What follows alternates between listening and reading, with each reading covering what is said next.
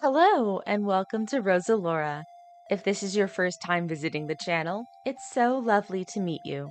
And if you're returning, it's so wonderful to have you back. My name is Rosa, I'm a digital artist, and today I'm going to be working on a commission for a client. This commission started off with a series of thumbnails, which honestly, I should do way more often.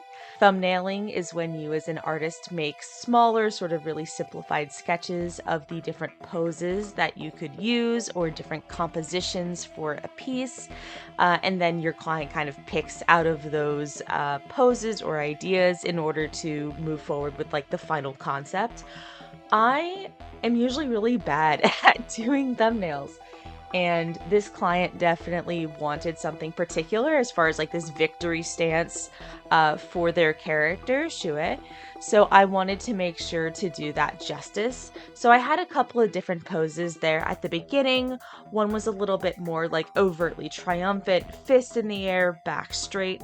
The other was a kind of turn, so you see the body sort of at a 3/4 back angle. So you could see her like looking over the shoulder, which I thought might be fun and dramatic.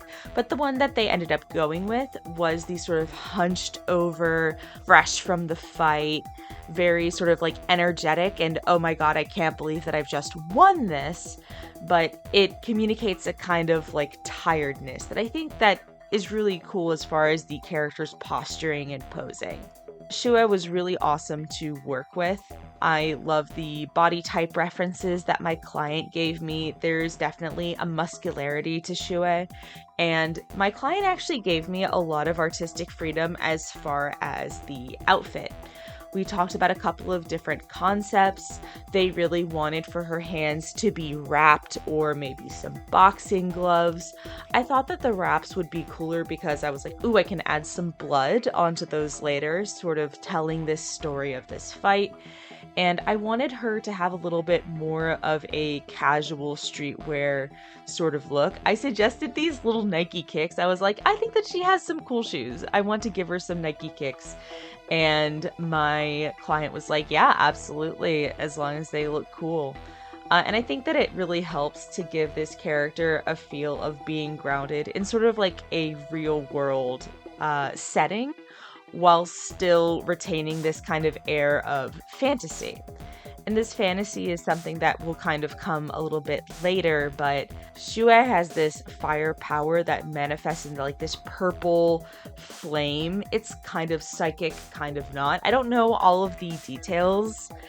I know that Shue is a Sifu OC that grew into her own character and being, and I love that. I want to support all the RPers out there where you start with one character and they morph into another. It's awesome. The most grueling part of this commission was this fence. I found the asset for these sort of blank fence lines on the CSP asset store. It was free, it was great. And I was like, okay, well, I have this, I have to color it in. So I took the fence and I used the liquify tool to sort of like warp it. I didn't want it to look perfect. I tried to make it in proportion with Shue as well because I didn't want for it to look weird. And then I put some holes in it. I was like, I want to make this fence a little bit more interesting than just, oh, it's a fence, it's in the background. We put a little towel in there. She has a water bottle that she's going to drink from later.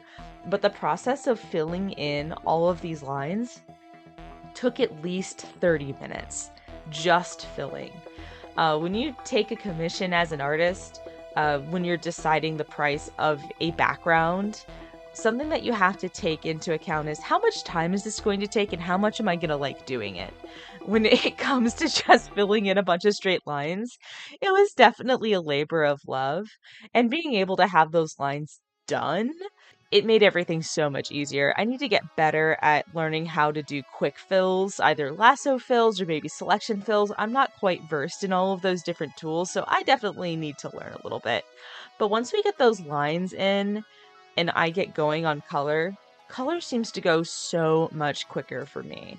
It was interesting to leave a lot of this sort of gray purple cast to Shue's skin, but I thought that with the purple sort of light that came down, the idea of this winter spotlight was something I was really into, and my client was like, yeah, I really like that.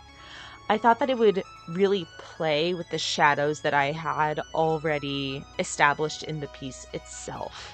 So it's taking a little bit of a risk with the composition where you're like, okay, I'm going to make this a little bit weird. I'm going to be like, these are not the most traditional colors, and that's going to have to be okay right now. But there's nothing wrong with that. There's nothing wrong with taking a chance and doing something a little bit different so that your piece can have a little bit of extra pop. The flames were so much fun.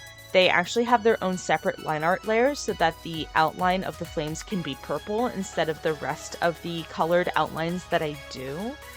But I think that it's really cool to have those be unique.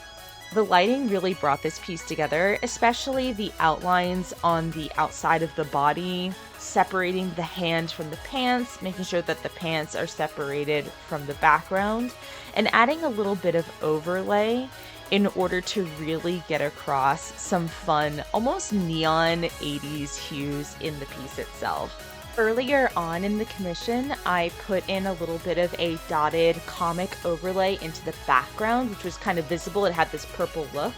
But on top of the entire piece, I use another overlay like that to give it a little bit of a comic book style dimension, which I think adds just a little bit more flavor to the piece overall.